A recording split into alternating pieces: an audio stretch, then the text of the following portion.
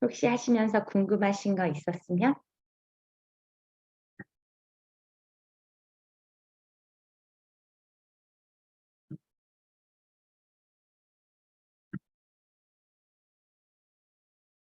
다들 우리 반은 좀 샤이하신 것 같아요.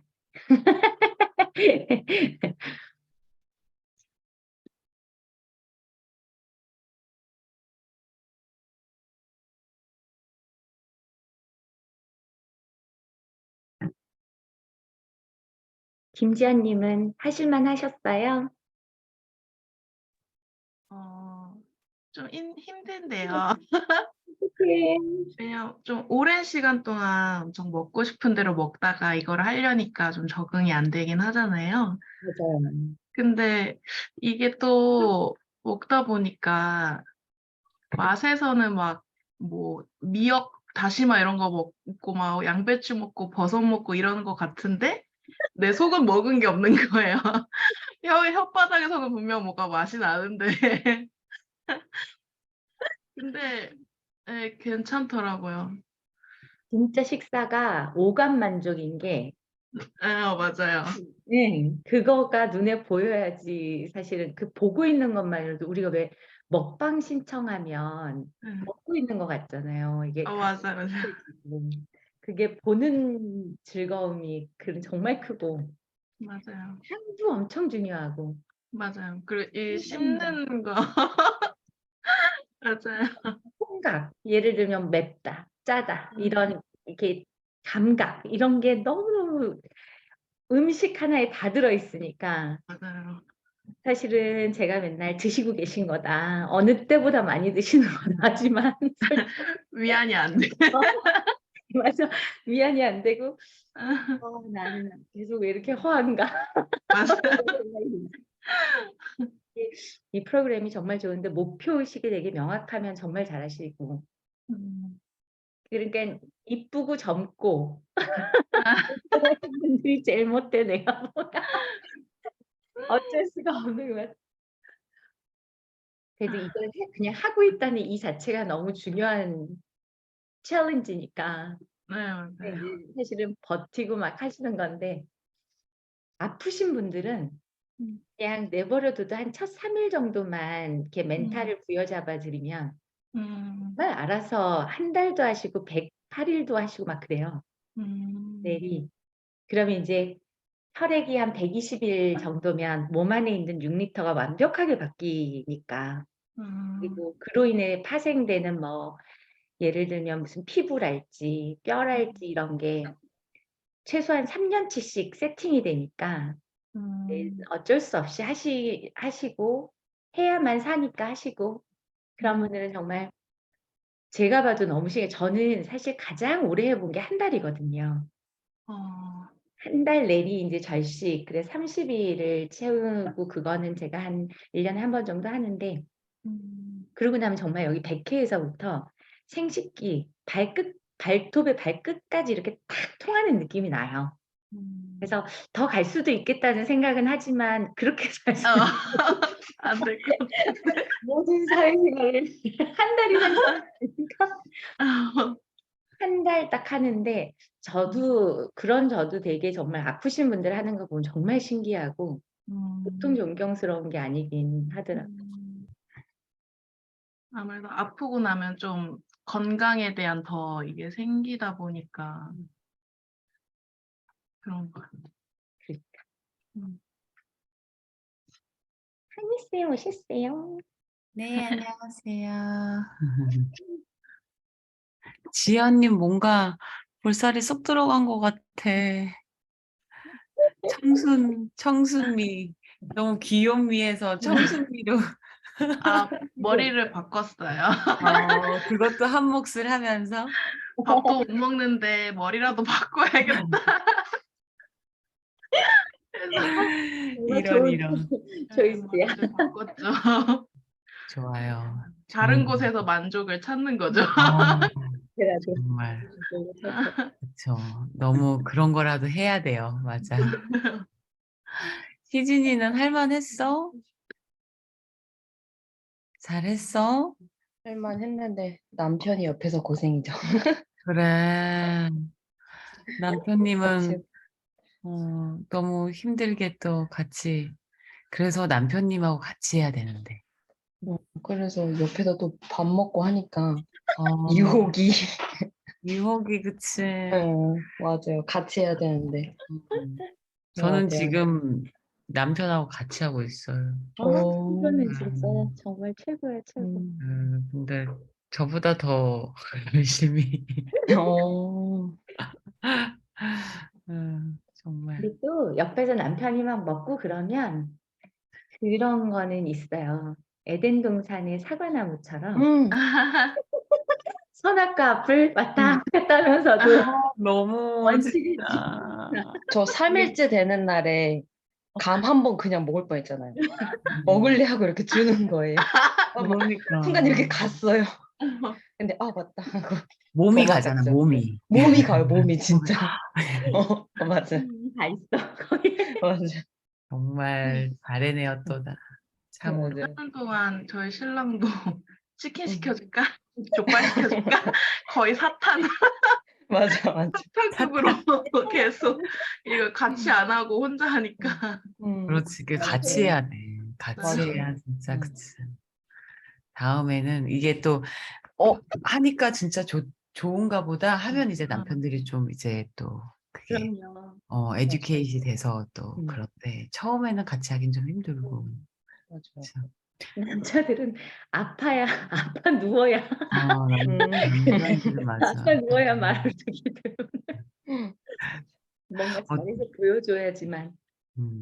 저희 나가고. 9시 됐네요. 9시 네. 됐네요. 네. 제가 오늘 지난번 말씀드렸던 것처럼 오늘은 효소에 대해서 좀 정확하게 얘기 나눠보려고 자료랑 또 수업은 준비를 했어요.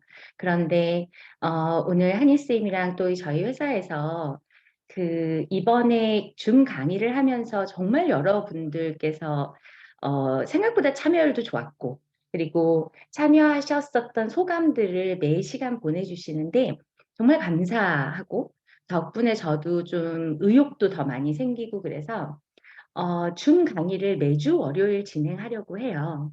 그러면 이제 뭐 의무를 참석하고 그러실 필요는 없지만 저희가 인스타를 통해서 이번 주제가 뭔지 이야기 드리고 신청 받아서 그분들과 이제 조금 더 타이트하게 계속해서 매주 이걸 진행하려고 준비를 하고 있어서 오늘이 이제 챌린지 마지막 3번째 이 시간인데 효소 강의는 제가 다음 주에도 또 할 수 있고 그 다음 주에도 할 수 있으니까 이번 챌린지를 마무리하고 리셋으로 넘어가시는 과정에 질문들이 굉장히 많으시더라고요.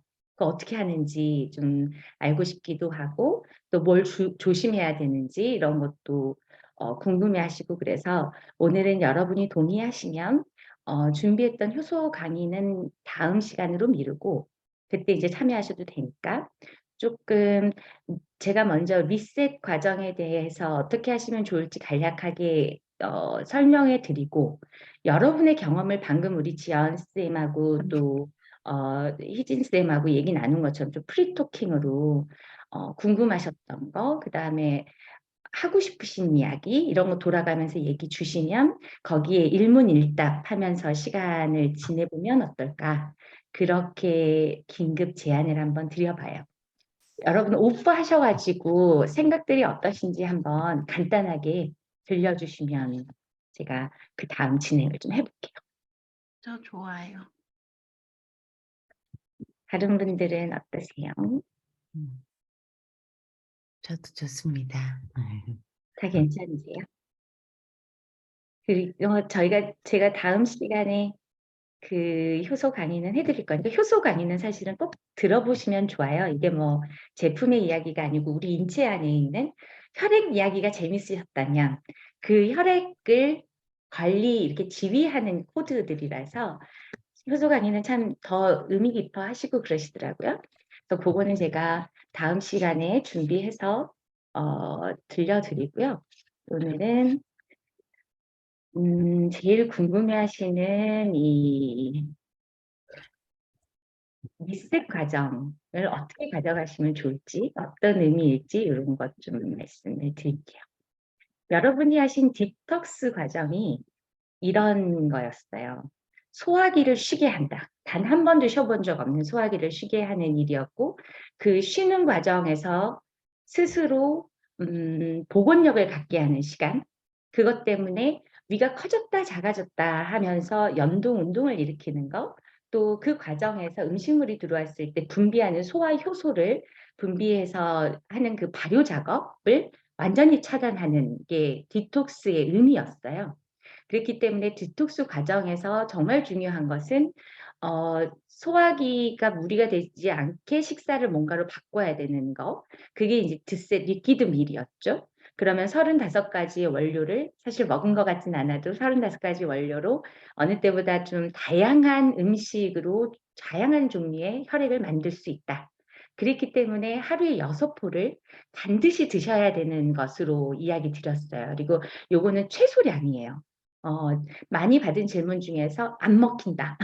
그러시기도 하고, 이제 특히 처음에는 막 7, 8개씩 드셨는데, 한 5일 정도가 지나니까 안 먹을 수 있는 그, 뭐랄까, 의지라 그래야 되나? 그리고 익숙함, 그것 때문에 조금 덜 드시는 분들도 계시고 그래서 그 안내가 굉장히 여러 번 나간 이유가 이 디스의 리퀴드밀의 디자인 자체가 칼로리도 그렇고 최대치로 좋은 혈액을 집중해서 만들어야 지금 분해 작업이 일어나고 있는 과정들을 더 원활하게 지원할 수 있어서 6포를 꼭 드시도록 했었고 이제 추가적으로 그 만들어지는 혈액이 이 온몸을 도는 데 있어서 굉장히 도움이 되는 2가지 조건이 첫 번째가 물길 터주는 거.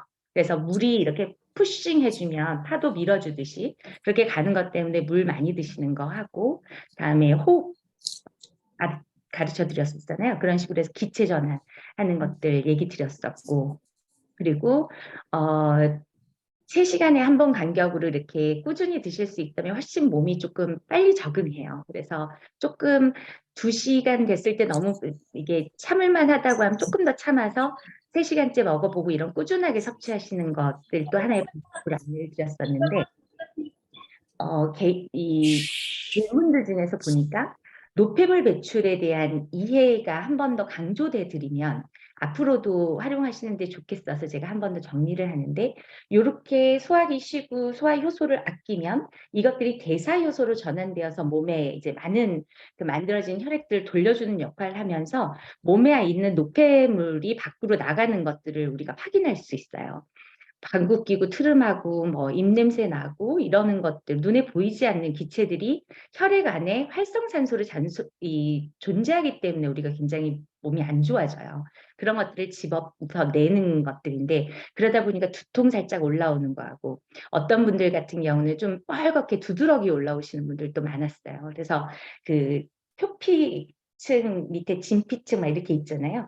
그 사이에 돈독하게 막 톡톡하게 그 기포들이 자리 잡고 있는 게 사실은 피부 트러블로 올라오는 거야, 때가 되면. 네, 그 기체가 빠지다 보니까 순간적으로 조금 빨갛게 올라오시는 분들도 계시고, 또 특이하게 얼굴이 아니고 간자리 밑에, 이 늑골자리 이런 데랄지, 아니면 우리 팬티 라인, 그런 데들이 너무 가렵고 막 그 이게 두드러기가 올라오신다는 분들이 많으셨어요. 근데 그게 이제 자연스러운 증상이에요. 임파선 자리고 하다 보니까 그렇게 올라오는데, 그럴 때에는 사실 가장 좋은 게 밑에 이제 전반적으로 말씀드리지만 호흡해서 기체로 빼주는 거, 그걸 돕기 위해서 발바닥이 자극되게 걸어주는 거, 뭐 이런 것들 저희가 안내 드렸었고, 이 기체가 빠짐으로 인해서 기대할 수 있는 것이 색깔의 변화예요.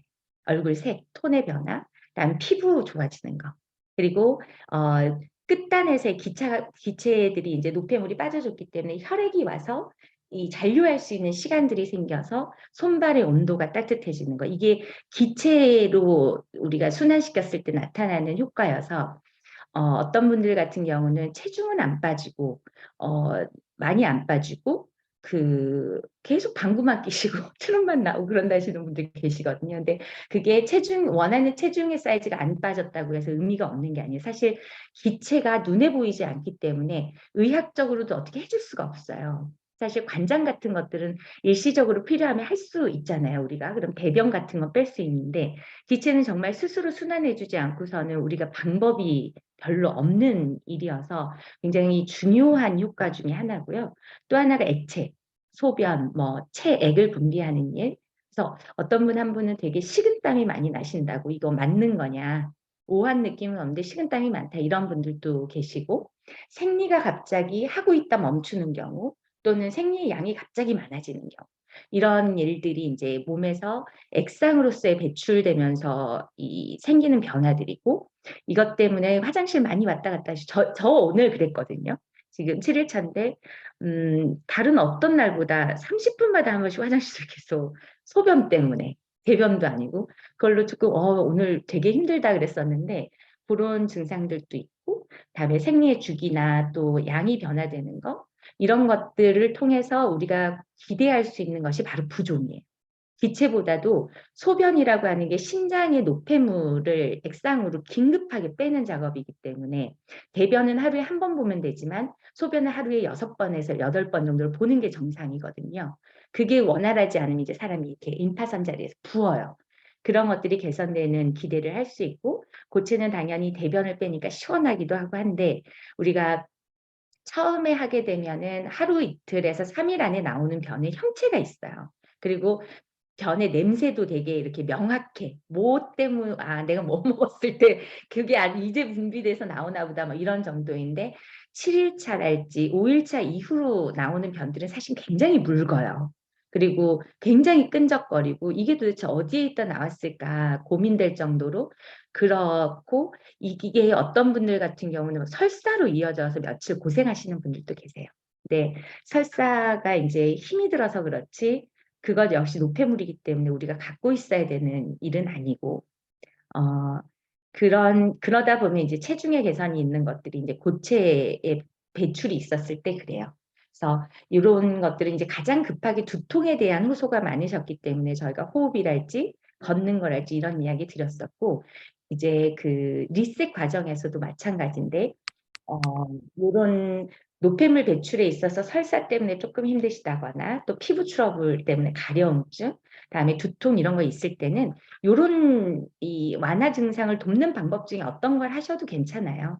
네, 호흡법을 아시면 그렇게 해주는 거, 나가서 걸어주는 거, 또 몸에서 가장 이제 뇌로부터 멀잖아요. 심장으로부터도 멀고 거기를 엄청 뜨겁게 일시적으로 족욕을 해주면 땀이 위로 이렇게 배출이 돼요. 머릿속까지 촉촉하게. 그렇게 하고 나면 체액 분비가 이루어지면서 훨씬 가볍고 좋아요. 그래서 아침, 저녁으로 꾸준히 족욕을 하시는 건 정말로 좋은 습관이에요. 또 드세티가 이제 그런 역할 때문에 돼지감자차하고 작두콩차 이 두 가지가 배출에 도움을 좀 주고요.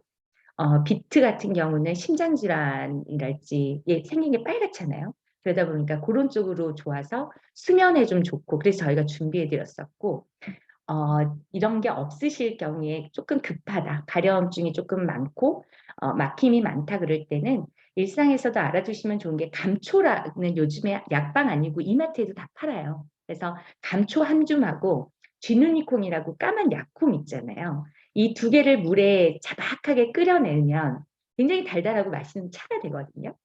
그걸 이렇게 드시면 설사 잡거나 이 가려움증 있는 거 이런 거에는 굉장히 빠른 도움이 돼요. 이거는 상비약처럼 알고 계시면 좋겠고, 요렇게 이제 안내를 한 번 더 우리가 디톡스 과정의 핵심 포인트하고 뭘 하려고 했었는지 그리고 분비되는 노폐물들의 이 의미 이런 것들이 있고요. 이런 디톡스를 한 7일 지금 하셨잖아요. 그럼 소화기가 정말 완전히 쉬었어요. 쉬어서 그때 첫 시간에 제가 말씀드렸던 것처럼 이렇게 위 사이즈가 딱 요만한데 정말 이렇게 돌아와져 있어요. 누구나. 그래서 이렇게 쉬게 된 이 소화기를 정말 좋은 기회라고 보시고 지금부터는 가장 건강한 식사의 시간과 식단을 연습시켜주는 과정이 바로 리셋이에요. 그래서 일반 식사로 바로 돌아가 버리시지 말고 디톡스 했었던 그 과정, 리퀴드 밀이 사실은 버텨주는 힘이면서 굉장히 좋은 혈액도 만들어주고 그랬잖아요. 그래서 이걸 이어가시면서 한 끼씩 신진대사율이 가장 높은 게 우리가 일어난 다음에 한 5, 6시간 이후의 식사인 점심시간이거든요. 그래서 그 점심 식사부터 한 끼씩 새롭게 몸에 먹을 시간, 먹지 않을 시간, 다음에 먹는다면 어떤 비율을 지켜서 먹을 건지, 음식에 대한 이해 이런 것들이 있으시면 좋겠다 싶어서 오늘 그걸 조금 구체적으로 안내를 드리려고 해요. 그리고 리셋 하시는 과정에서 가장 많이 받은 질문 중에 하나가 파우더 밀이 아닌 다른 대체 리셋 식사가 있느냐 그거였어요. 뭐 샐러드 먹어도 되냐, 다음에 죽 어떠냐, 죽도 부드러운 식사라고 이해를 하시니까. 그런데 저희가 파우더 밀을 만들어 드리는 이유는 리셋 리퀴드 밀은 세상에 있는 음식의 분포군 중에서 물론 동물성은 제외한 거예요. 동물성은 조금 다른 의미가 있기 때문에 제외하고 식물의 범주 안에 곡류, 다음에 야채, 과일, 버섯, 해조류 이렇게 5가지가 포함이 돼요. 근데 이 중에서 곡류는 남자의 정자 같은 거예요. 그러니까 씨앗을 심으면 씨앗이 나는 거예요. 보통 과일, 야채, 버섯, 해조류 같은 경우는 심겨진 시작점으로부터 다른 모양의 줄기와 열매, 뿌리가 내려지는 방식인데 곡류는 조금 달라요. 그래서 곡류, 우리가 뭐 요즘엔 탄수화물에 대한 여러 해석들이 나오는 것처럼 곡류는 정말로 잘 알고 먹어야 되는 식사이고 세상에 존재하는 어떤 식물성 식사 중에서도 파워가 제일 세요. 이게 씨앗 자체이기 때문에. 그래서 스스로 분해되는 힘이 없어요. 인위적으로 이거는 분해를 시키지 않고서는 스스로 이렇게 없어지지 않는 거예요. 씨앗이니까. 절대 죽지 않아요. 그래서 그 리퀴드밀 같은 경우가 우리가 소화기를 완전히 쉬게 하자라는 것 때문에 정자에 해당하는 곡류는 빼고, 이건 자연 발효가 안 되기 때문에 곡류는 빼고 야채, 과일, 버섯, 해조류의 4종류를 먹었던 거예요.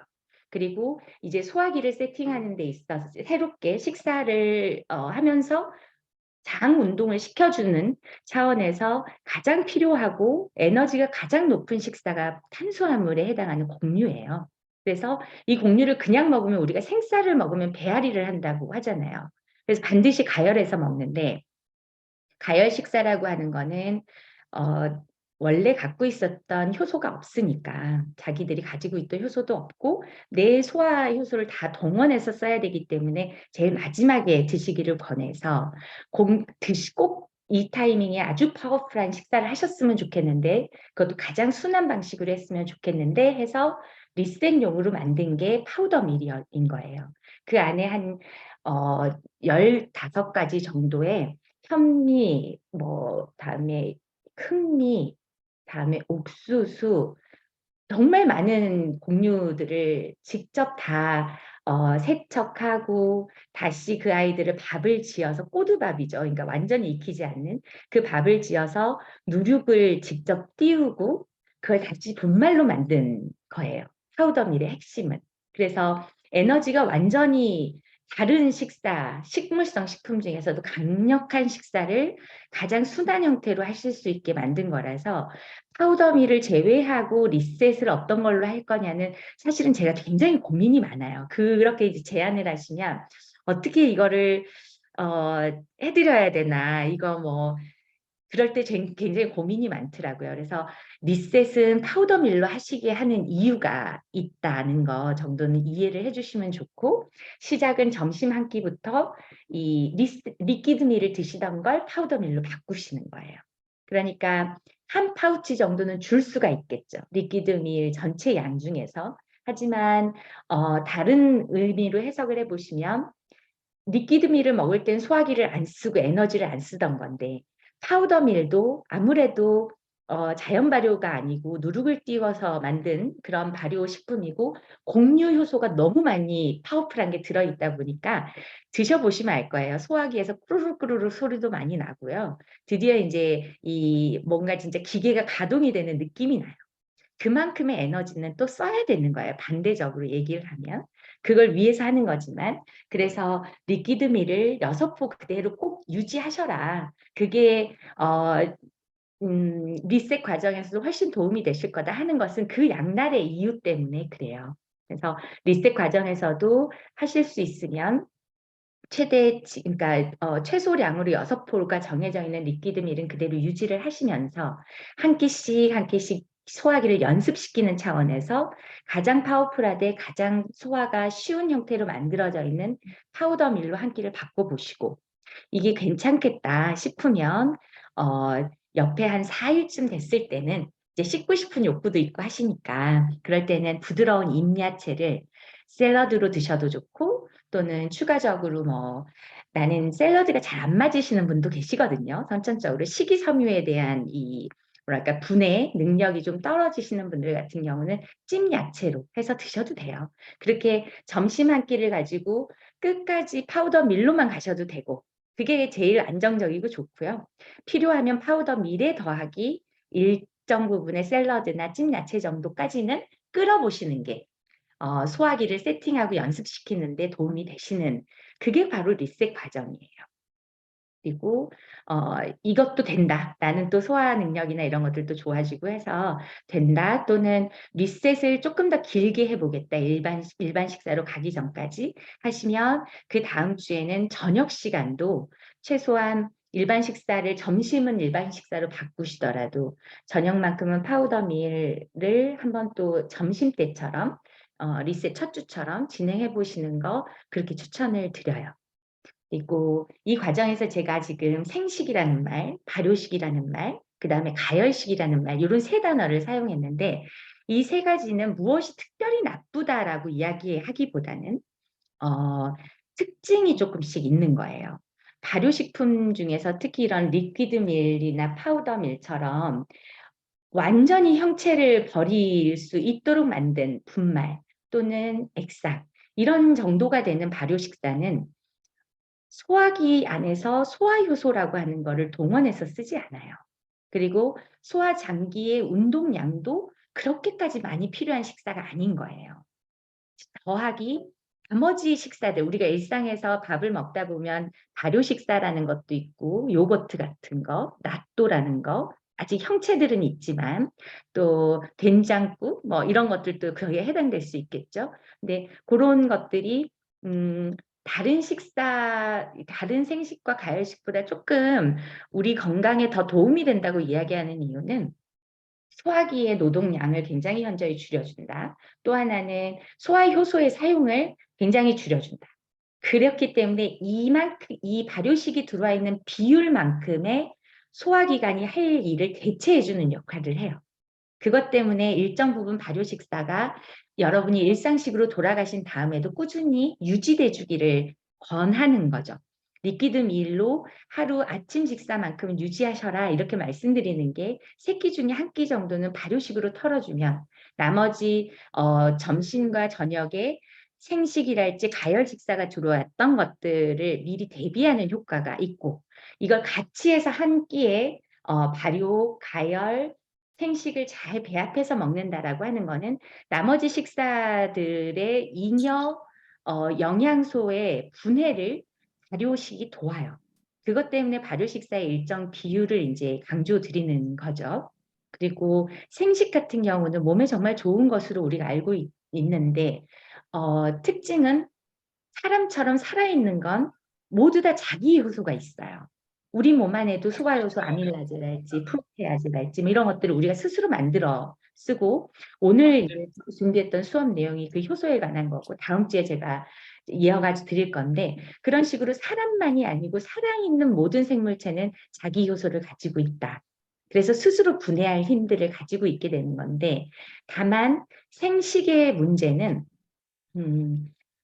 효소가 있어서 이 식품이 자기를 분해하는 일정 양을 대체해요. 그러니까 그만큼 나의 효소를 조금 덜 쓰는 거는 도움을 받는데 형체가 살아있고 색깔이 살아있고 온도와 맛이 살아있기 때문에 들어오면 위가 운동은 해야 되는 거예요. 그러니까 생즙 다이어트랄지 클린저 주스 다이어트를 하시면 오래 하시기가 어렵고 또 어지러움증을 호소하시는 분들도 많고 또 올해는 하지 말라고도 많이 하죠. 한 3일 정도 클린즈 주스들은 보통 다 광고들을 보면 그런 정도를 제한하는 이유가 나쁘다는 게 아니고 그 자체도 식이섬유를 그냥 쪼개놓은 정도인 것이지 소화기관이 아예 할 일이 없는 식사는 아니에요. 그 이야기는 들어오는 게 100이라고 하면 이 중에 40~50% 정도가 혈액으로 흡수되고 나머지는 대장 운동을 증가시켜서 배출에 도움을 줄 거예요. 그것 때문에 혈액을 엄청 많이 만들어주는 식사는 아니에요.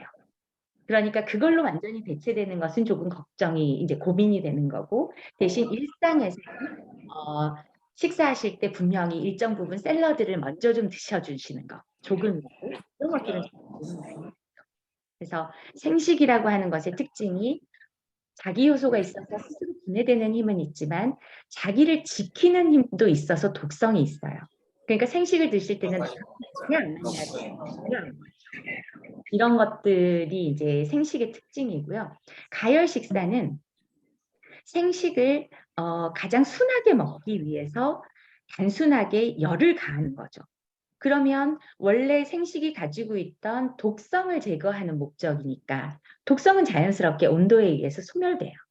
대신 함께 효소도 없어져요.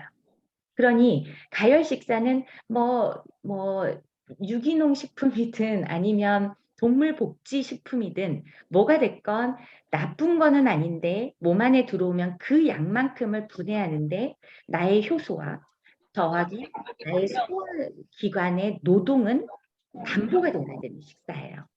그것 때문에 너무 많은 가열 식사, 특히 인스턴트 식품의 문제가 그거잖아요. 좋은 식품이고 맛있다 하더라도 일단 다 가열이 됐잖아요. 유통을 위해서. 이런 것들이 별로 전체를 차지해버리면, 식사의 전체를 차지해버리면 그 양만큼 내 소화 요소를 써야 되는 숙제가 생겨서 그것 때문에 이제 조금씩 지양하시기를 바라고, 비율은 전체 식사에서 50% 이상을 넘지 않으시는 것을 권해요. 그래야지만 내가 소화 요소가 100%다 나온다라는 전제로, 그런 사람은 별로 없지만 컨디션과 감정과 여러 가지가 흔들리기 때문에, 근데 100%다 나온다고 치더라도 그중에 가열 식사가 100%면 내 효소 100%와 교환 작업을 해야 되는 거예요. 그러니까 효소를 아낄 방법이 없어요. 소화기관의 노화도 아낄 방법이 없어요.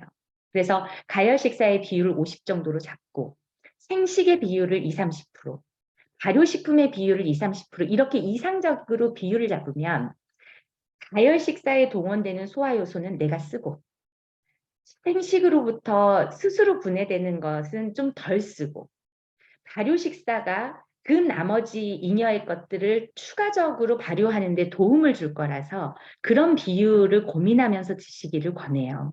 이게 이제 우리가 현대인들의 식습관을 보면 잘 먹어봐야 회사에서 주는 급식. 그건 이제 그나마 칼로리도 체크되어 있고 영양사분들이 탄단지 구성도 하고 애썼잖아요.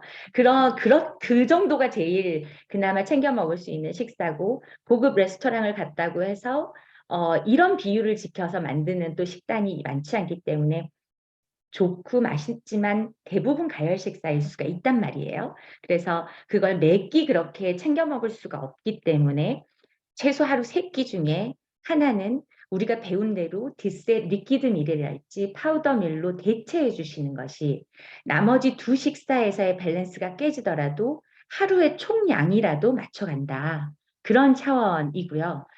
해 드실 수 있다면 생식에 너무 몰빵하거나 가열식에 너무 몰빵하지 않고 이 2개의 적정한 비율, 그리고 발효식품에 대한 일정 부분의 이 양보, 이런 것들을 좀 고민하면서 그렇게 가져가실 수 있으면 일상에서도 굉장히 도움이 되실 거예요. 그래서 식사법, 이제 리셋 과정의 7일 정도의 식사는 한 번 더 정리해드리면 드셋 리퀴드 밀은 그대로 똑같이 유지하면서 소화기관의 이 갑작스러운 노동량을 늘리지 않는 거, 요거를 한번 유지하고 점심 한 끼만 파우더 밀로 한번 바꿔보시고, 좋으면 충분하면 그대로 리셋 과정 전체를 그렇게 가셔도 좋고, 필요하시다고 판단하면 4일차 요 정도부터는 소화기가 이제 파우더 밀에 의해서 한번 그 노동의 강도를 조금씩 올리고 있기 때문에 거기에 더해서 샐러드를 조금 추가해 드신다거나, 나는 찜야채가 괜찮겠어라고 하면 그걸 일정 부분 드시는 거. 그러나 베이스는 파우더 밀의 소화가 우선인 거죠. 이게 발효 식사니까. 거기 옆에 생식을 놓는다거나 가열식을 넣는다거나 이런 비율을 좀 잡아보시기를 권하고, 언제라도 마찬가지지만 우리가 이제 작심하고 디톡스한 이후에 리셋이 첫 식사 방법을 배우는 과정이잖아요. 그렇기 때문에 지난 시간에도 제가 말씀드렸지만 소화기의 노동량을 일주일에 하루 정도는 좀 전원 off 시켜주시는 걸 지금부터 생활화하시면 좋아서 리셋 7days는 다시 절식을 하루 하시기를 강권해요. 요게 이제 리셋 프로그램의 의미이면서 하시는 식사법이신 거죠. 어떠세요? 리셋 이해가 좀 되세요, 이제? 리셋을 굉장히 어려워하시더라고. 이거 이제 정말로 돌아가면서 뭐 쉽게 얘기하면 입 터지면 어쩌냐부터 시작해서 다음에 먹는 순서도 사실은 이런 의미 부여를 충분히 못하면 점심시간에 이게 파우더밀이나 이거나 둘 다 발효면 뭐 차이가 있나, 또 파우더밀을 죽이나 건강 쉐이크 정도로 해석하시면 그러면 뭐 그 새싹볼이나 이런 것들 좀 타가지고 먹는 것도 나쁘지 않지 않나, 이제 이렇게 생각들을 하시더라고요. 그래서 주변에서 어쩔 수 없이 파우더밀을 못 만나시는 경우, 또 거기까지의 어떤 이 동의가, 이건 다 동의의 절차니까 되지 않으실 때에는 일상에서 찾으신다고 하면 샐러드 작게 시작해 보시고, 필요하시다고 하면 생식 그런 파우더밀 같은 것들, 이런 것들부터 천천히. 대신 죽은 아니에요. 죽은 가열 식사이기 때문에 그 부드러워 보이지만 그렇게 뜨겁고, 특히나 앞서 말씀드린 것처럼 이 남자의 또 사람의 뿌리인 정자에 해당하는 이 뭐랄까 곡류들을 그렇게 뜨거운 온도로 이 가열해가지고 있는 상태의 식사를 갑자기 리셋해서 부드러운 식사라고 이해하셔서 대체하시는 건 정말 정말 비추해요. 이건 소화기에 굉장히 큰 부담을 줄 수 있기 때문에 다이어트 식사는 최대한 형태가 어땠건 마지막으로 미루시는 걸 이제 추천드리죠. 요게 이제 리셋법 제가 안내해드리고 싶었던 내용이고, 이 리셋법부터 시작해서 또 디톡스 하시는 과정에서 여러분의 체험을 한번 좀 들려주시면 좋을 것 같아요. 또 궁금하셨던 거, 나는 뭐 이러저러한 과정이 있었는데 이게 맞는 거냐, 뭐 그런 것들도 좋고, 우리 서로 리마인드 하는 차원에서도 궁금하신 게 있으면 그런 거 한번 물어봐 주시면 좋을 것 같아요.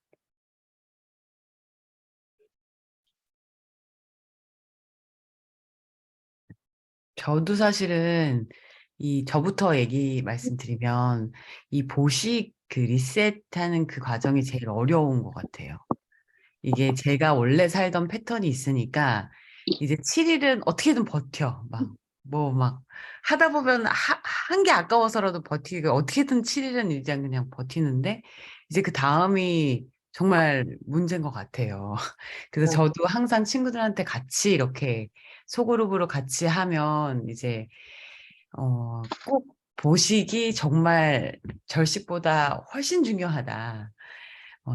그런 얘기를 많이 하는데, 정말 그 체중도 마찬가지인 것 같아요. 체중도 보니까 보식을 잘 하면 그게 유지가 되면서 일상으로 돌아가는데, 이 보식 기간을 갖지 않고 이렇게 팍 넘어가면 그냥 체중이 팡 하고 올라가더라고요. 그래서 정말 보란 듯이. 그래서 진짜 보식이 정말 몸에도 그렇고 체중에도 그렇고 되게 관건이라는 생각은 정말 할 때마다 많이 느끼는데, 저도 이제 7일을 해냈다는 어떤 보상작용이 8일째부터는 막 일잖아요. 그래서 저도 이제 내일부터 어떻게 해야 되나, 근데 저는 사실 그냥 디톡스를 2주 한다 생각하는 게 마음이 더 편하더라고요. 2주 하는데 8일 차부터는 조금 이제 파우더밀로 입구녕에 뭘 넣을 수 있다. 예, 그리고 조금 지나면 이제 야채찜을 먹는다. 이렇게. 저는 사실 파우더밀 먹으면서 야채찜으로 좀 시작을 했거든요. 근데 되게 배불러요. 처음에 아마 여러분들 내일이나 아니면 뭐 파우더밀 드시다가 야채찜 드시면, 아, 당근이 이런 맛이었구나. 양배추가 이렇게 달고 맛있었나? 이렇게 달큰했나? 이런 생각이 드실 거예요. 그래서 정말 이 혀끝에 간이 되게 세게 먹었었구나. 그거를 아마 느끼시게 될 거거든요. 그래서 그럼 원래 우리가 갖고 있었던 건데 어떻게 무뎌졌던 것들을 다시 좀 회복하는 어린아이처럼. 네. 예, 저도 사실 오늘 건강검진을 오늘 받았어요. 근데 위가 굉장히 매운 걸 드신 적이 있냐고 물어보는데 거기에 피가 났다가 피딱지가 얹혀져 있는 거예요, 위에. 근데 저는 사실은 그렇게 막 매운 걸 그렇게 막 그런 스타일도 아니고 막 그런데도 되게 반성하게 되더라고요. 그나마, 그래서 지나갔어요. 피가 이렇게 있었는데, 지금은 피딱지로 이렇게 진정이 된 상태라고. 그래서 치료를 하고 와서 다행이다. 이런 생각을 제가 했거든요. 무튼, 예, 그래서 저도 이 가열식이랑 발효식이랑 생식이랑 이 비율 맞추는 게 탄단지의 구성만 생각하던 저한테 굉장히 새롭고 또 배워서 이렇게 익힌 그런 것 같아요. 내가 발효 식사가 있나? 하다못해 뭐 동치미라도 뭐 이렇게 템페 같은 뭐 그런 거라도 막 그런 거라도 한 번씩 해보려고 노력을 하게 되는, 우리가 알게 되면 그래도 좀 노력이라도 하게 되잖아요. 아예 모르는 것보다. 그래서 여차하면은 그냥 주는 밥 먹고 하게 되면 다 가열식이거든요. 무슨 뭐 아무리 좋다는 키토 김밥 봐도 다 가열식이고, 일단 밥을 먹거나 밖에서 외식을 하면 일단 다 가열식이고, 그죠? 뭔가 한 번 나물이라도 데치잖아요. 그러니까 이거를 지키기가 외식을 하면 너무 어려워지더라고요. 그래서 이거 진짜 20대들 또 일 열심히 하는 20대들 막 도시락으로 먹으면 편의점에서 먹는 거 다 가열식이고, 와, 그래서 이게 진짜 답이 없네, 답이 없어, 막 이런 생각을 많이 하는데, 무튼 이렇게 이상적인 것들을 매일 하진 못하더라도, 어쨌든 아는 게 너무 중요하다. 정말 아는 게 힘이라는 생각을 정말 많이 해요. 건강에 있어서도. 그래서 저도 드셋을 만나면서, 명진 대표님 만나면서 참 많은 것들을 배우고 있답니다. 네, 제 얘기는 그만하고 여러분들 진짜 궁금하셨던 거가 좀 있으실 것 같아요. 보식에 관련해서도 조금 편안하게 얘기해 주시면 좋을 것 같아요. 아마 궁금하신 게 우리 모두가 궁금할 수 있을 것 같아서 편하게 얘기해 주시면 좋을 것 같아요. 대표님, 저 궁금한 거 있어요. 네. 네. 네, 저는 7일을 이번에 뭐 같이는 못했지만 저번에 이틀을 해봤잖아요. 그래서 아까 전에 한이 언니가 한 얘기가 뭔지 아는 게 이틀 끝나고 저도 점심부터 찜야채를 먹었거든요. 근데 당근이랑 양배추 먹는데 너무 맛있어가지고 토끼가 이래서 당근 먹는구나. 약간 그런 생각을 했을 정도 너무 맛있게 먹었거든요. 그리고 지금도 이제 제가 원래 직업이 이제 강사 일을 하다 보니까 원래 점심을 잘 못 챙겨 먹어요. 그래서 지금은 이제 파우더밀을 이제 매일은 못 먹어도 이렇게 뭐 3일에 한 번, 2일에 한 번 먹거든요. 근데 이제 리퀴드밀도 사실은 이제 대표님 말씀처럼 아침에 먹고 싶은데 이제 아침에 리퀴드밀만 먹고 가면 제가 수업을 하는 게 되게 어렵더라고요. 그래서 아침에 이제 몸을 건강에 혈액을 좋기 위해서 리퀴드를 밀을 먹는데 거기 플러스 이제 뭐 사과라든지 뭐 삶은 계란 2개 정도는 먹어도 괜찮은 건지. 좋을 것 같아요. 아, 사람마다 에너지를 쓰는 그 시간대가 다르고, 그 다음에 또 강도가 되게 다르잖아요. 그래서 그런 분들은 솔직히 리퀴드밀만으로 에너지의 공급이 딸린다 이럴 수는 없어도, 사람은 늘 기분이라고 하는 것도 있고, 그다음에 또 에너지를 주는 여러 가지 중에서는 정말 영양분만 있는 건 아니에요. 먹어서 기쁨의 동이 될 수 있고 여러 가지가 있기 때문에. 그런데 지금 말씀하시는 사과, 이건 생식에 해당되잖아요. 다음에 계란은 가열식에 해당되는데, 이 소화기가 이 뭐랄까 물이 되지 않는 선에서 리퀴드밀, 사과 또는 다른 과일 일부, 그 다음에 계란, 뭐 이게 찐 것일 수도 있고 프라이를 한 것일 수도 있고, 또는 계란 대체로 야채찜 같은 걸 일부 놓으실 수도 있는 거고, 이거는 비율 조절해서 나는 아침부터 활동이 많고 이런 분들은 그렇게 하시는 게 좋죠.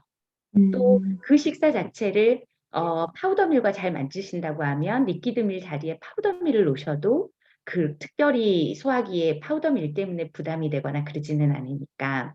그렇게 보시면 좋고, 과일 얘기가 나와서 그냥 생각난 김에 말씀드리면, 과일의 식사는 3시 전으로 끝내셔야 돼요.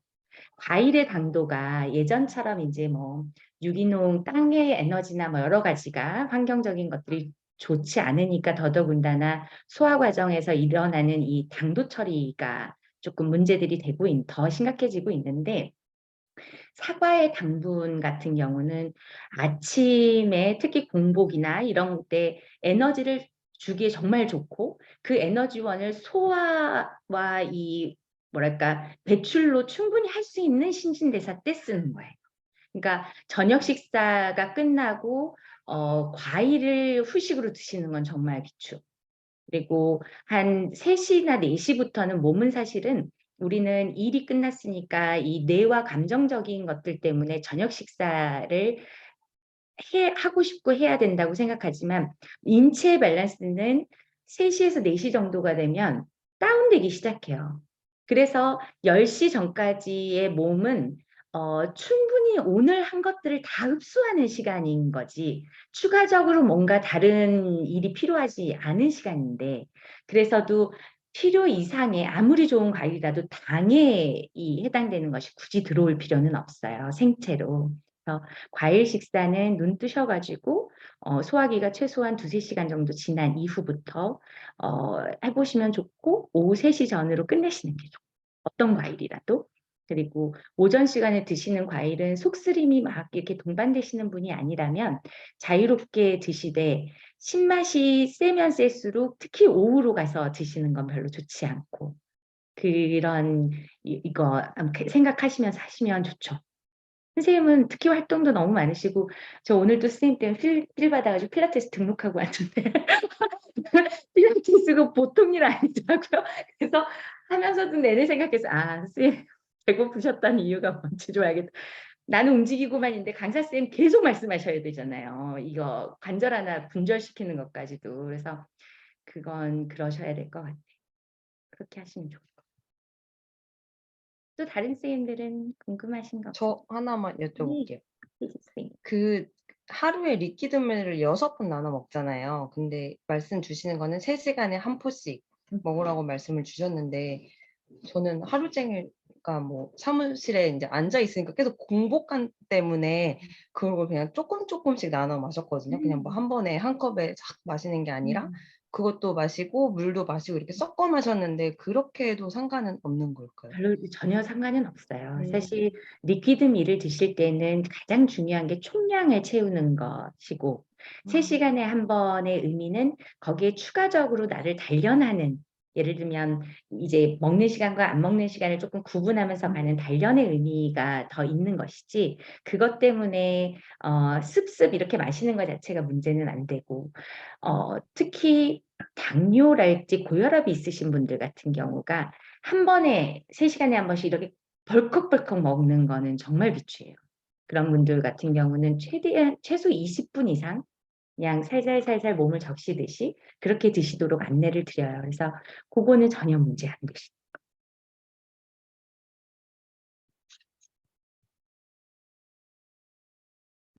네. 평소에 이제 챙겨 먹는 영양제 같은 거 있잖아요. 뭐 네. 비타민이면 비타민이고, 뭐 오메가라든지 프로폴리스라든지 이런 영양제도 있는데, 그거를 이제 리퀴드 밀을 먹으면서 같이 복용해도 되는지, 아니면 이후 보식 기간에부터 섭취하는 게 좋은지 좀 궁금해요. 디톡스 때는 그 보조제는 안 드시는 걸 권해요. 이제 우리가 비타민 같은 건 물론 좋은 보조제이지만, 뭐가 됐건 특별하게 특정 기간 동안 이걸 더 해주겠다가 아니고 만성질환처럼 계속 먹는다, 이런 거는 뭐가 됐건 문제예요. 이런 저희께 너무 좋다 이런 얘기가 아니고, 리퀴드 밀이랄지 파우더 밀처럼 자연 발효를 지향해서 만든 그 이야기는 음식이 스스로 분해된 거잖아요. 저희가 거기에 뭔가를 주입해서 분해했다기보다는. 그런데 비타민이다, 뭐 무슨 사과의 풋사과의 추출물이다, 이런 것들은 검사하는 과정에서 그 효능은 얘가 그 생태계에 있을 때 이야기예요. 그런데 거기서 그걸 딱 빼내. 여기서부터는 인위적인 작업이에요. 그래서 굉장히 파워풀해지는 경우도 많고, 다음에 그 파워풀해진 것은 특히 내 몸 안에 들어왔을 때 의존도를 만드는 거죠. 그래서 도움이 분명히 되지만 그 도움이라고 하는 거는 특정 목적이 있어야 돼. 예를 들면 프로폴리스 같은 경우가 우리 목감기 같은 거 걸리거나 했을 때 정말 순간적으로 도움이 굉장히 많이 되거든요. 그래서 이런 봄철 오고 할 때 미리 먹어주는 거가 좋은 거지. 잠깐 단시간. 그게 이미 걸린 상태에서 먹기 시작해서 효과를 봤다. 그건 의존도가 생기는 거예요. 그러니까 보조제라고 하는 것을 그래도 의식적으로든 난 좀 챙겨 먹겠다라고 하면 예방 중심으로 보셔야 되는 거고, 이 예방이 생활의 습관처럼 넘어오지 않게 관리하시는 것이 핵심이죠. 그래서 디톡스 때는 더더군다나 어떤 인위적인 것도 하지 않기 위해서 우리가 다 끊어보는 거니까, 간단하게 얘기 드리면 비타민이 정 아니면 캡슐 뭐 이런 상태들인데 그 모든 게 몸 안에 들어가면 소화의 대상이 돼요. 그래서도 더더군다나 스스로 분해되는 힘이 없잖아요. 당장. 비타민이 스스로 분해될 수 없잖아요. 이미 뭔가로부터 빠져나왔으니까 생시간이면 가열식 중에 하나일 건데 그게 안 되기 때문에 끊어보시기를 권하고, 리셋 과정까지는 최선을 다해서 안 드시는 것이 좋고, 일상에서 드시더라도 별도의 특별 목적을 가지고 미리 짧게 보통 한 2주 정도 먹는 걸 권하거든요. 그래서 챙겨 드시는 정도로 내 몸에 밖에 있는 것들로부터의 의존도는 조금 안 만드시는 게 좋죠.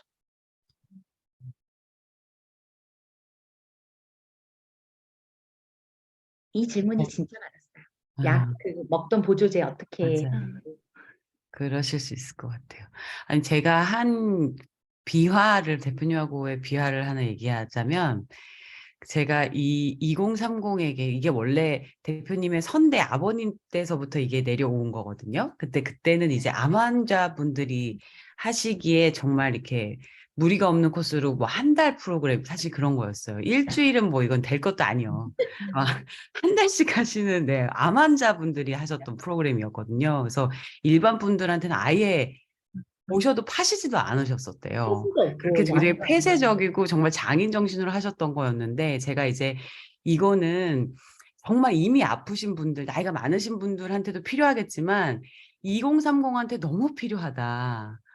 정말 이거를 몸을 해하면서 막 정말 정처 없이 사는, 이 몸이 다 해한 다음에 하는 것보다 이건 정말 그런 사람한테 너무 필요하다 해서 제가 이제 대표님을 설득하는 와중에, 근데 이 드셋은 다이어트 명약으로 너무 소문이 나서 조금 이게 약간 이렇게 뭔가 추가적으로 녹차 추출물이나 가르시네 하나 뭐 HC는 뭐 이렇게 좀 다이어트에 조금 도움이 되는 거를 첨가해서 부스팅 해보면 어떨까, 이런 말씀을 드린 적이 있어요. 근데 대표님이 고심하시더니 마케팅을 해서 정말 잘 팔리겠죠?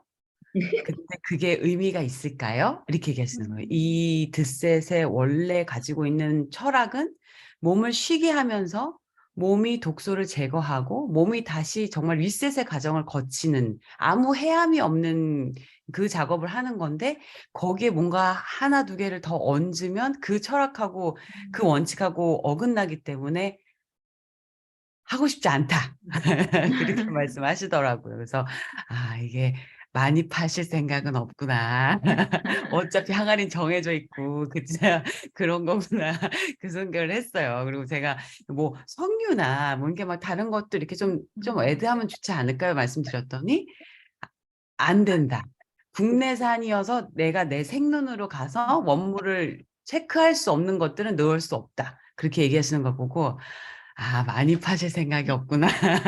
그래서 정말 할 사람들이 해야 되는구나.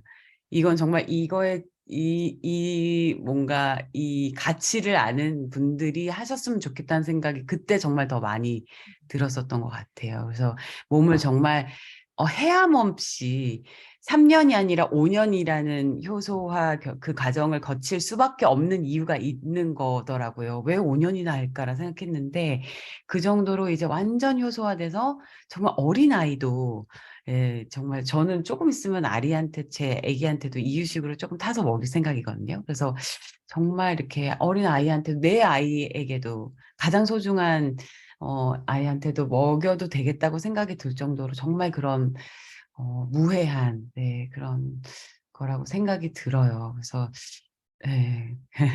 하다 보니까 또 얘기가 이렇게 하네요. 네, 또 Q&A 또 궁금하신 거 있으신 분들 이어가시면 좋겠습니다. 다들 너무 잘하셨나 봐. 질문이 별로 없어. 쑥스러워서 그러신 거 아닐까요? 우리 세범 씨 지목해야지. 세범 씨 분명히 질문 있는데 참고 계시죠? 네, 오디오를 켜서서 질문 좀 해주세요. 갑자기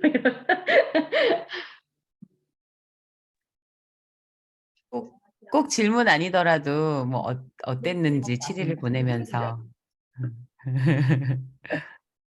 저는 살짝 두통이, 원래 편두통이 원래 있는데, 하면서 두통이 조금 더, 이 앞쪽으로?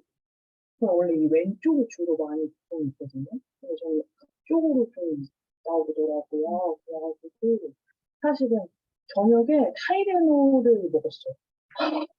두통이 좀 있어가지고, 그래서 좀 이게 그 써놓으신 거기에 보면은 뭐가 안 좋은 기체가 올라가서 이렇게 나가는 과정이다라고 적힌 거 보는데 그게 또 저는 이 앞쪽으로 나오나 안 좋은 기운이 맞아.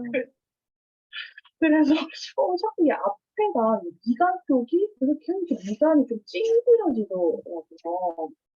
그 부분 좀 불편한 점이 있는데 그게 어제까지 조금 길게 치료가 되더라고요.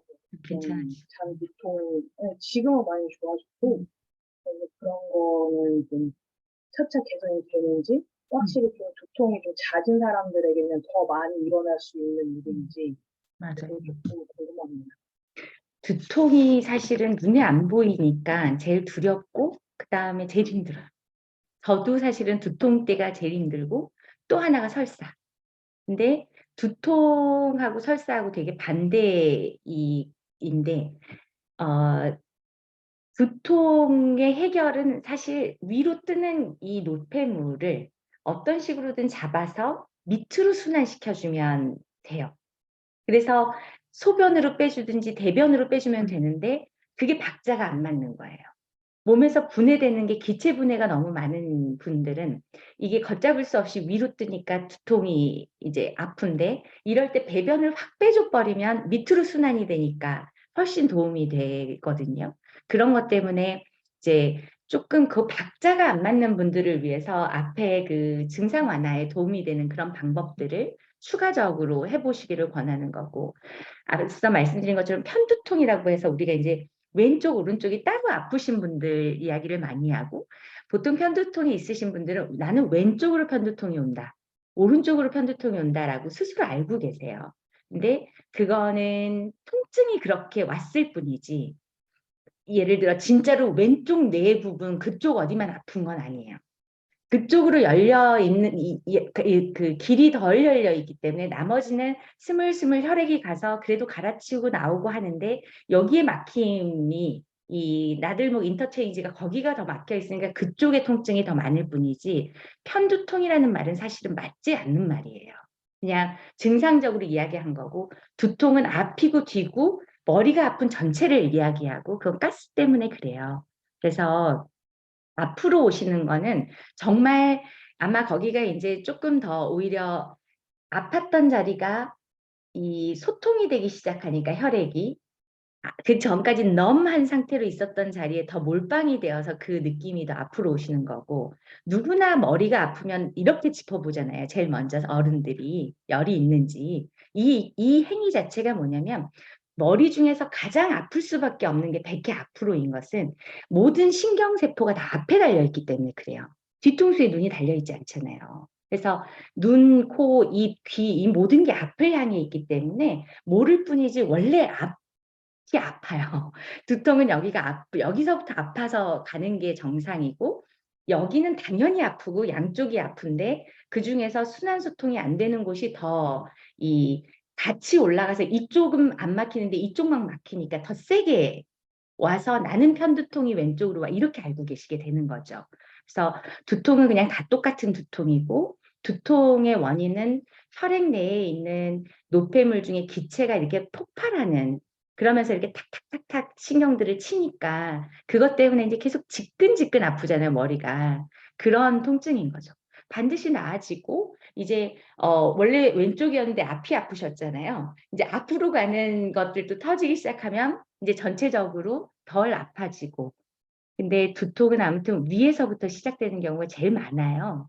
위에 있는 게 첫 기관이라서 위 안 좋으신 분들은 두통을 평상시에도 동반하실 수밖에 없고 디톡스 과정에서도 제일 힘들죠, 사실은. 그래서 위가 치료되는 만큼 두통은 사라져요.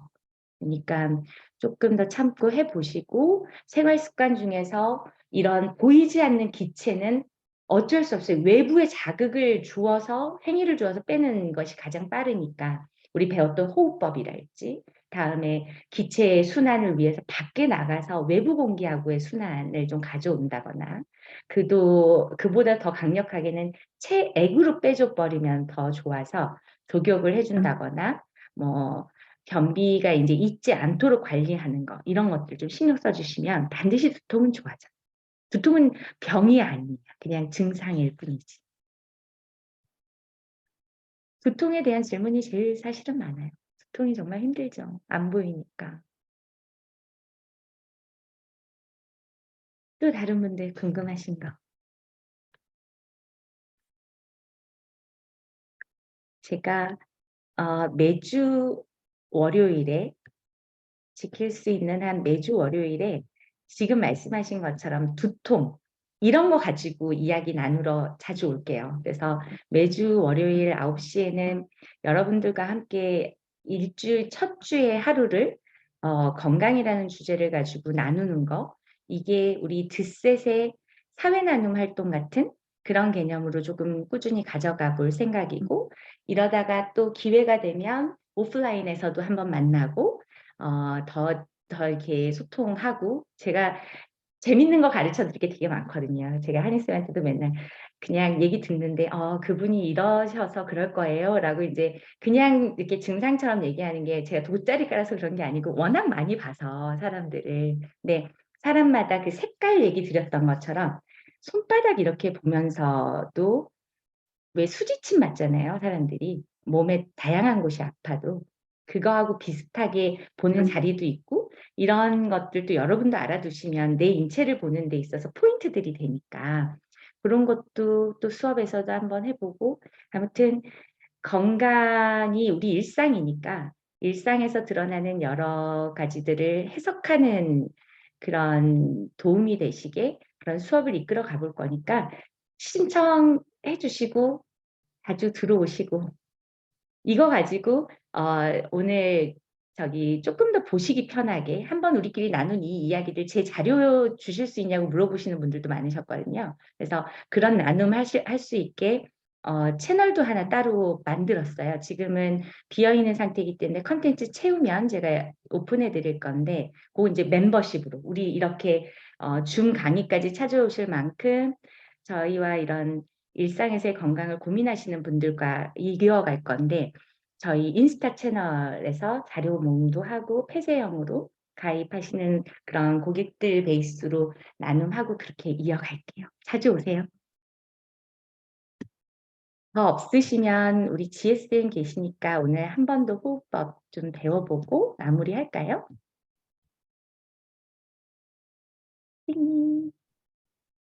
안녕하세요. 저도 수업하느라고 완전히는 못하고 지금 계속 꾸준히 먹고 있는데 중간에 한번 방구쟁이 뿡뿡뿡이 돼가지고 정말 엄청난 가스가 나오더라고요. 정말 이렇게 가스가 나와본 적이 없는데 뭐 잘못된 건가? 지혜 선생님은 나오실 게 없는 것 같은데도 그런 게 나오시네요. 그런데도 많이 나왔어요. 그런데 한 2, 3일 지나니까 이게 좀 줄더라고요. 그럼요. 그래서 오늘 알려드릴 그 우디아나 반다라고 하는 건데 이거 사실 호흡법은 아니고 굉장히 강력한 복부 정화법이거든요. 그래서 이게 그냥 일상생활에서도 변비가 있거나 소화불량이 있는 분들한테 굉장히 도움이 되는 이제 반다 중에 하나고, 저희가 늘 직립보행을 하기 때문에 장기가 이렇게 아래쪽으로 다 좀 처져 있게 되잖아요. 그래서 그런 처져 있는 장기들을 그 우디아나 반다가 장기를 약간 끌어올려 주거든요. 그래서 제자리로 끌어올릴 수 있는 그런 굉장히 좋은 정화법이라 여러분이 좀 열심히 하시면 너무 좋을 것 같아요. 이 주의사항은 반드시 공복에 하는 거. 그래서 되도록이면 아침에 하루를 깨우는데 되게 좋은 거라, 아침에 제가 처음에 알려드렸던 그 카파라바티 정례호흡법 있잖아요.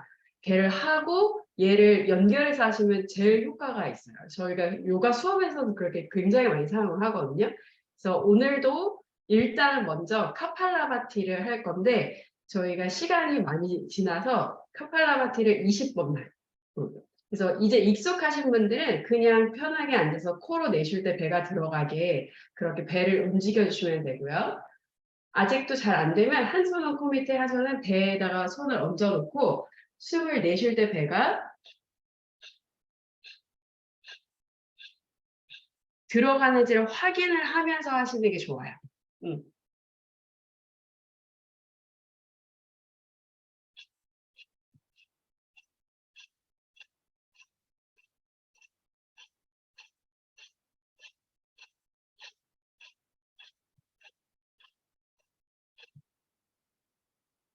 이제 호흡을 길게 한번 내쉬고요. 우디아나 반다를 제가 말로 설명을 한번 드리고, 그 다음에 실제로 하는 거를 말을 하면서 제가 할 수가 없어요. 그래서 제가 그 실제로 하는 거는 그냥 화면으로 보여드릴 거거든요. 말 없이. 그래서 설명을 먼저 드리자면, 지금 거의 다 의자에 앉아 계시죠. 그러면 가능하면 서서 하시는 게 더 좋아요. 그래서 숨을 깊게 마시고 입으로 굉장히 강하게 이런 식으로 내뱉으셔요.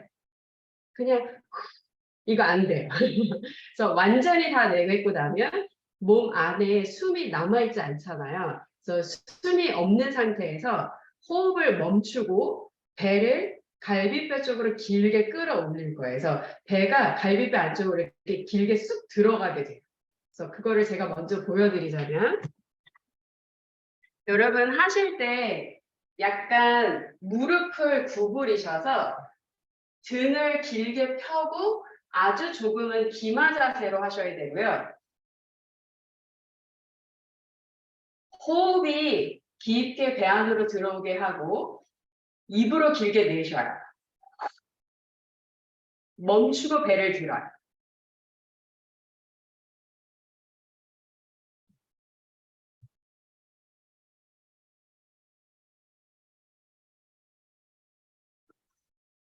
더 이상 못 참을 때 배를 풀고 숨을 들이쉬면 되거든요. 그래서 이게 잘 되면 나중에는 배를 흔들어도 되고 배를 돌려도 돼요. 그래서 어떻게 하는지 한번 보여드릴게요.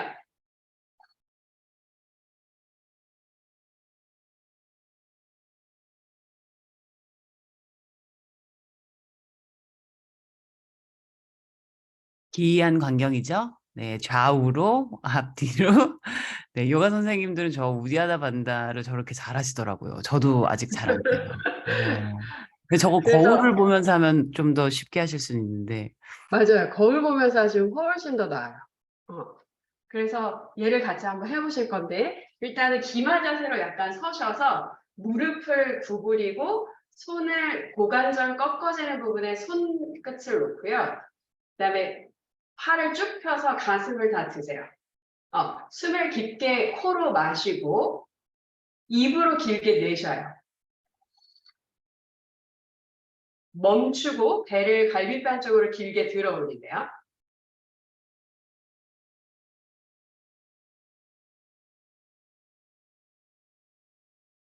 그래서 더 이상 숨을 못 멈출 때 배 먼저 툭 풀고 그리고 숨이 들어오게끔 하셔야 돼요. 다시 한 번 더 숨을 깊게 들이쉬고 입으로 길게 내쉬세요. 멈추고 배를 길게 들고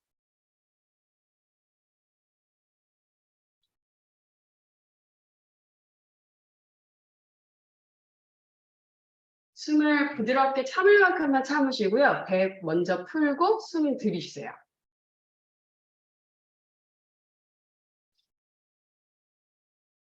그래서 이 방법이 유튜브에 아마 되게 많을 거예요. 그래서 찾아봐서 하셔도 너무 좋고, 이게 굉장히 강력하게 에너지를 끌어올리는 거라 처음에는 약간 두통이 나기도 하거든요. 그래서 그게 너무 불편한 분들, 그러니까 초보자인 경우에는 카팔라바티 한 뭐 30번이나 50번 정도 하고, 이 우디아나 반다를 한 번으로 시작을 하시고요. 얘가 익숙해지면 2번, 3번도 하셔도 좋고, 저는 예전에 제가 이 드셈 말고 그냥 일반 효소로 단식을 해본 적이 있는데, 그때 그 우디아나 반다를 한 30분을 한 적이 있거든요. 그런데 정말로 정말 그 춘장 같은 대변을 봤어요. 정말로 이 한 번도 보지 못한 그 이 장 안에 있는 찌꺼기가 다 나왔었어요. 그래서 꼭 해보시길. 정말 그럴 것 저는 같아요. 네, 방금도 엄청 한 번 하고 났더니 완전 트름이 막 쏟아져 가지고 네, 네. 깜짝 놀랐어. 저도 방구 꼈어요. 음. 근데 진짜 이 우디아나 30분 하는 거는 여러분들 지금 이렇게 감이 잘 안 오시죠? 진짜 막 골이 띵해요. 막. 네. 수련장에서 30분 하면 사실은 진짜 제가 나중에는 이 드셋을 하면서 날 좋을 때 한 일주일 우리 모두 감금시켜 놓고 눈 뜨면 요가하고 호흡법 하고 막 그럼 좋겠다 막 이런 얘기는 막 했었거든요. 그냥 캠프처럼. 시간 담양하는 나면 건강에 대한 강의도 음. 듣고 좀 산책하고 뭐 이렇게. 네. 그래서 근데 진짜 이건 정말 강력해요. 제가 이렇게 장기가 출산을 하면 또 장기가 다 밑으로 처지잖아요. 그리고 우리가 살면서 장기들이 밑으로 처지면서 일어나는 일들이 되게 질병 중에 많거든요. 근데 그거를 장기를 쑥 끌어 올리는 거예요. 보수들은요, 장기가 올라가는 게 보여. 쫙 이렇게. 그리고 막 이렇게 우리는 배 마사지를 하지 장기 마사지는 할 수 없거든요. 근데 이거는 셀프로 장기 마사지를 할 수 있어요. 그래서 그 사이사이에 있는 노폐물들을 본인이 정화해. 정말 끝이 없죠. 네. 저렇게 배가 위아래로 양옆으로 움직이는 건요.